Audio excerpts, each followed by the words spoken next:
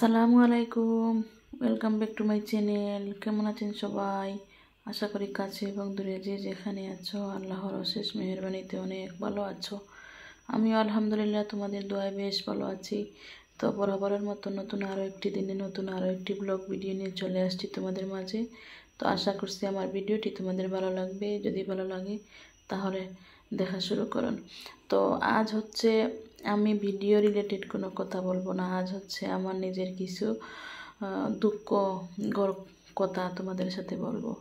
তো তোমরা তো যারা আমার পুরাতন বন্ধু আছো তোমরা তো অবশ্যই জানো আমি কতটুকু পরিশ্রম করি, কতটুকু কাজ করি, তাই না? কত ব্যস্ততার মধ্যে আমি ইউটিউব চালিয়ে যাচ্ছি। আবার চ্যানেল মনিটাইজেশন করাইছি অল্প দিনের ভিতরে, আলহামদুলিল্লাহ, শুক্রিয়া আলহামদুলিল্লাহ।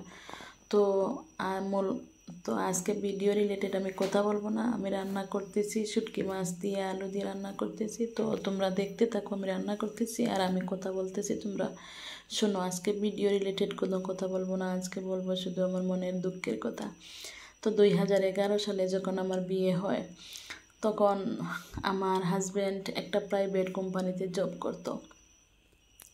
তো এই সময় স্যালারি ভালোই ছিল। আজ থেকে 15 বছর আগে তো 18,000 টাকা স্যালারিতে চাকরিতে জয়েন হয়েছে। সেই অবস্থায় আমার বিয়ে হয়। তো বিয়ে হওয়ার পরই প্রাইভেট কোম্পানির জব, তো আমার স্বামীর জবটা চলে গেল। তো বিয়ের প্রথম মাসেই তো আমার স্বামী এমন একটা মানুষ ছিল, ওর হাতে কোনো টাকা জমানো ছিল না। ওর বাড়ি অনেক দূরে, মা বাবার কাছে কোনো টাকা চায়নি, ছাবে না। মানে সব সময় বেতন পাইছে, মা বাবাকে দিয়ে দিয়েছে, ওর হাতে কোনো জমানো টাকা নাই। হুট করে আমার বিয়ে হওয়ার পর হুট করে চাকরিটা চলে গেল। তো 1 মাসের মধ্যে এখন আর কী করবে, কোনো টাকা হাতে নাই ওর। তো এমন পরিস্থিতিতে আমি তো এই সময় অনার্স সেকেন্ড ইয়ারে পড়ালেখা করি আমি।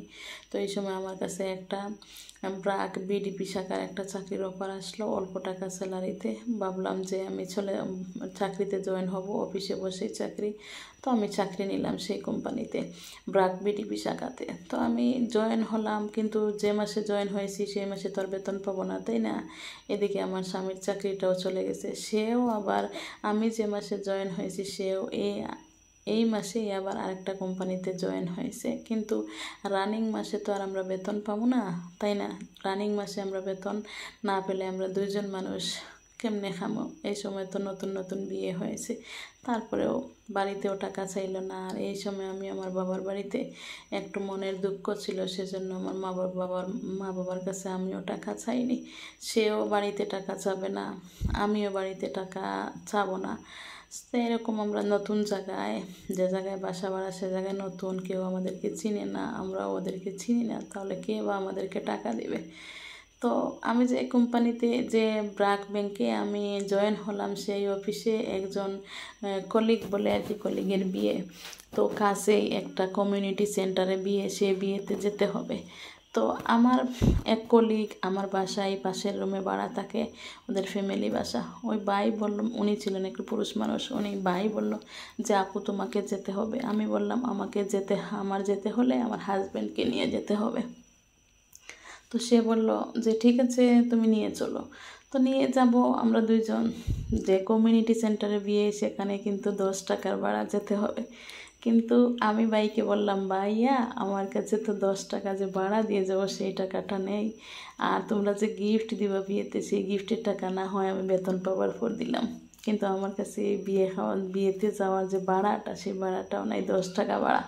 5 টাকা 5 টাকা 10 টাকা, দুইজনের আসতে 10 টাকা, যাতে 10 টাকা, কিন্তু এই 10টা টাকা আমার কাছে নাই।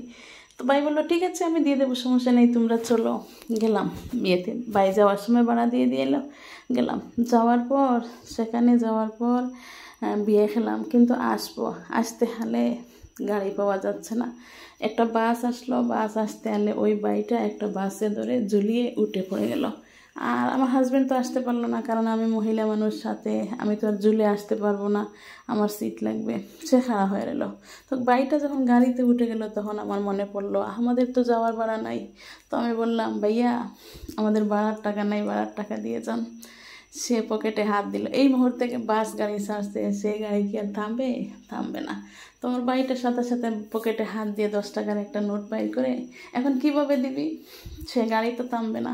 তো টাকাটা হাত থেকে ছেড়ে দিল। এক তো গাড়ি ছাড়ছে, আর তো এদিন আবহাওয়া ছিল বাতাস। এই 10 টাকার নোটটা ঘুরে ঘুরে ঘুরে ঘুরে যাই অনেক দূর পড়লো। সেখান থেকে আমি কুড়ে নিয়ে আসলাম। এসে আমি 10 টাকার ভাড়া দিয়ে আমরা স্বামী স্ত্রী 2জন চলে আসলাম বাসায়। তো এইরকম করতে করতে কয়েকটা দিন কষ্ট করে শেষ মুহূর্তে আমাদের 2জনেরই বেতন চলে আসলো। তো আলহামদুলিল্লাহ, এখন তো তোমরা তো জানোই আমি কি কর্ম করি, আমি মাসে কত টাকা পাই। আমি পরের ভিডিওতে আরও বলবো, আমার ইতিহাস আছে। পরের ভিডিওতে বলবো আমি এখন কত টাকা ইনকাম করতেছি, আমার স্বামী কত টাকা ইনকাম করতেছে, আমরা এখন বছরে কি কি করি সব বলবো। তো আজ শুধু এইটুকুই বললাম আমার পরিশ্রম করার মূল কারণ। সেই 10 টাকার নোট ঘুরে ঘুরে যেভাবে বাতাসে পড়ছিল, সেই 10 টাকার নোটটা পড়া আজও আমার চোখে বেশে আছে। আর সেই বেশে থাকাটা এখনও আমি চোখে দেখি, প্লাস আমি এখনও এই চোখে পড়াটা নিয়েই স্বপ্নের মতন বেশে আমি আজ পরিশ্রম করে হয়তো কোটিপতি হতে পারিনি, কিন্তু আমার জন্য অনেক কিছু আমি হয়েছি। তো তোমাদের দোয়ায় আর ভালোবাসায় অল্প দিনের ভিতরে পরিশ্রমের বিনিময়ে আমার চ্যানেলটাও মনিটাইজেশন করেছি। তোমরা দোয়া করবে আমার জন্য, ভালো থাকবে। আর পরবর্তী আরও কিছু অংশ আসবে অন্য ভিডিওতে। এক ভিডিওতে তো আর সব কিছু বলা যাবে না, সব কিছু বলতে গেলে ভিডিওটা অনেক লম্বা হয়ে যাবে। তো পরবর্তীতে আমি আরও কিছু তোমাদেরকে জানাবো আমার জীবন ইতিহাস।